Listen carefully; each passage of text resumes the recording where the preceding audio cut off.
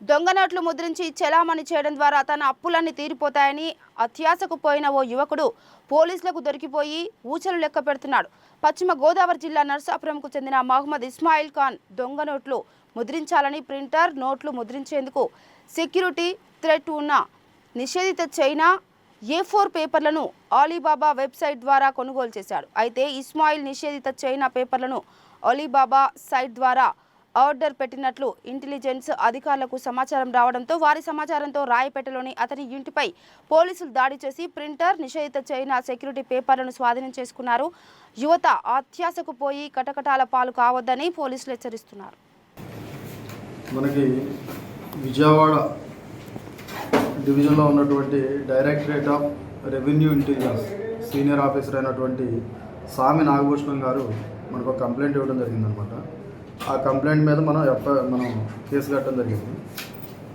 ఈ సార్కి వచ్చినటువంటి ఇన్ఫర్మేషన్ ఏంటంటే వాళ్ళ హెడ్ ఆఫీస్ ఢిల్లీ నుంచి ఒక ఇన్ఫర్మేషన్ వస్తే ఆ ఇన్ఫర్మేషన్ ప్రకారం వాళ్ళు నిన్న అంటే 20వ తారీఖున మన నర్సాపురం పట్టణంలో ఉన్నటువంటి మహమ్మద్ ఇస్మాయిల్ ఖాన్ ఇతను ఇల్లు వచ్చేసి సన్షైన్ స్కూల్ దగ్గరలో ఉంటుందన్నమాట, రాయపేట. ఇతను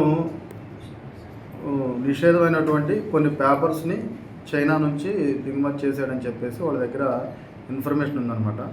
ఆ పేపర్స్ ఏంటంటే మనకి సెక్యూరిటీ థ్రెడ్ ఉన్నటువంటి పేపర్స్ అనమాట, A4 సైజ్ ఉన్న వాటిని అతను అనాథరైజ్డ్గా లైసెన్స్ అనేది లేకోకుండా ఎవరు కూడా దాన్ని కలిగి ఉండడానికి పర్మిషన్ లేదనమాట.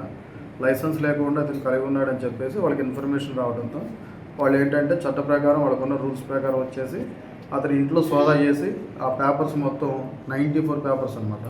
జనరల్గా వాటిని కరెన్సీ నోట్స్ వాడటానికి ఉపయోగిస్తారన్నమాట. అవి చైనా నుంచి మన దగ్గర రావడానికి రెస్ట్రిక్టెడ్. అయితే ఇతను తీసుకొచ్చాడు అన్నమాట. అలీబాబా అని చెప్పేసి ఉన్నటువంటి ప్లాట్ఫామ్ ద్వారా అతను వాటిని ఆర్డర్ పెట్టుకొని తీసుకురావడం జరిగిందన్నమాట. వాటిని తీసుకొచ్చిన తర్వాత అతను ఏం చేశాడంటే ఒక కలర్ ప్రింటర్ని ఫ్లిప్కార్ట్ ద్వారా ఆర్డర్ పెట్టుకొని ఈ పేపర్స్ని ఈ కలర్ ప్రింటర్ని ఉపయోగించుకొని ఈ 500 నోట్స్ని ఫేక్ కరెన్సీని తయారు చేయడానికి ట్రై చేశాడు అన్నమాట. ఆ తయారు చేసే క్రమంలో ఇతను 100 పేపర్స్ తీసుకొస్తే 4 పేపర్లు వాటిని యూజ్ చేయడం జరిగింది.